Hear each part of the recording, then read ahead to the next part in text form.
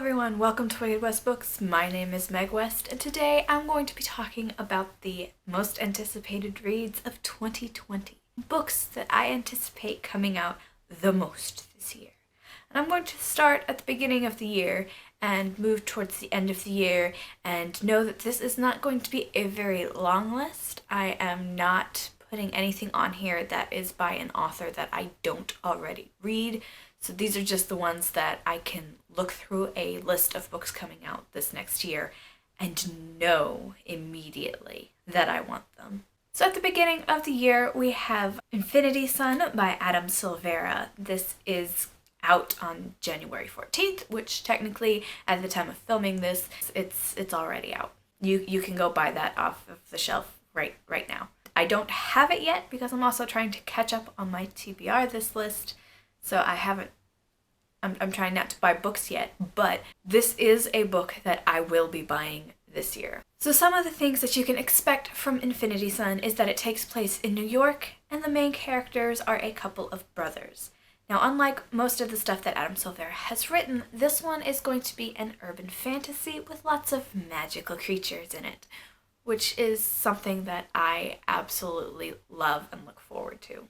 And other than that, I don't really know too much about this book, but it's still something I'm very much looking forward to reading. And the next book that I want to talk about is A Queen's Bargain by Anne Bishop. I am super excited for this, and it's probably the book that I'm looking forward to the absolute most this year. It is going to be a new book in the Dark Jewels series by Anne Bishop, which starts out here on my shelf and goes to about here, and it is one of my favorite series of all time. Now, as far as following the main actual storyline this one goes into, this is going to kind of be book 5 in the series, and it involves just kind of a lot of new things. One of the things I'm looking forward to the most is that it's time for Lucifer, Yaslana's daughter, to start dating. That's going to be a whole lot of fun to read, and I'm really looking at the overprotective warrior dad perspective in this book, and that's something that I really hope to get a lot of in this book. In addition to that, Damon Sadiablo and his wife are having some issues that might go out of hand and hurt an awful lot of people if they can't get things under control. Really excited for A Queen's Bargain to come out March 10th because on March 11th she is actually coming to Oklahoma City to do a book signing, and you know I'm going to be there when one of my favorite authors who has written one of my favorite book series of all time is doing a signing that is just a 2-hour drive away. I'm going to be there for that. So the next book out comes out a week later on March 17th, and that is Snake Bitten by Patricia Briggs. This is going to be if I counted correctly, the 12th book out in the Mercy Thompson series by Patricia Briggs. And if you don't know already, Patricia Briggs is my only true auto-buy author. So I found out what this book was actually about for this video, and no other reason, because I don't really need to know what a Patricia Briggs book is about.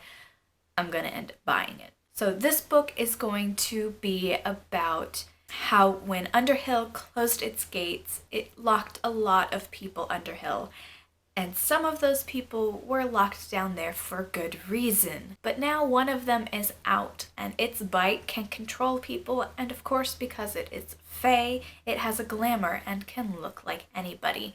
And I got kind of The Thing vibes from reading what this book is going to be about as far as plotline. After that is The Betrothed by Kiera Cass, which will be coming out on May 5th. This is, of course, a new book in the selection world, and it has almost the same kind of plot that they usually do. There is a king who falls in love with a girl who thinks that it's the best thing to become the queen, until she meets someone who is not the king, who does a really good job of seeing her for who she is.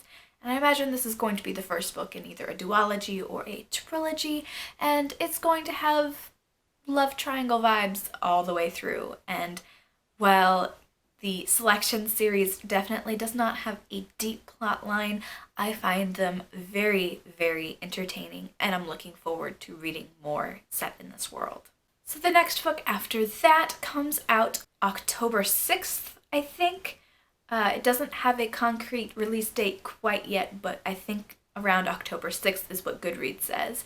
And that is The Invisible Life of Addie LaRue by V.E. Schwab. And this is supposed to be a kind of love story that takes place over 300 years between a French girl and the devil. And she sold her soul to him for immortality, and the price he took also made her forgettable to anyone she has ever met. And that's all that is out about this book, and honestly I am really looking forward to it because I like V.E. Schwab's writing quite a bit, and just seeing on Twitter like the amount of effort that she has obviously put into this, the amount of love, I really am looking forward to this book.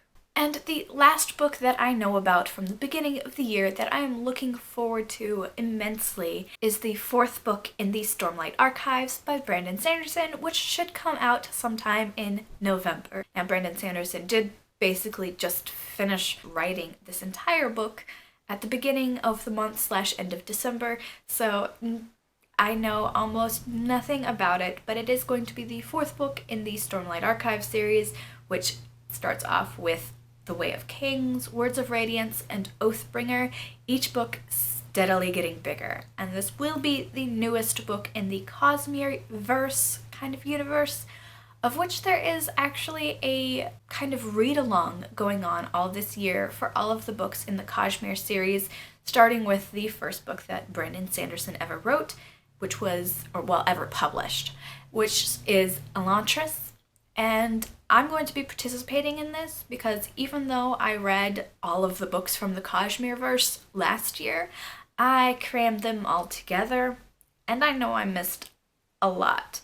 And after having read through them once, I want to read through them again to pick up the things that I missed out on. So those are the 6 books that I am immediately looking forward to during 2020, and all of them just sound amazing, and they are authors that I really enjoy reading and series that I really enjoy reading, so I'm gonna have a good reading year this year, I think. So yeah, that is all I have for this video. If you guys enjoyed it, please give me a thumbs up and feel free to subscribe to my channel if you have not done so already.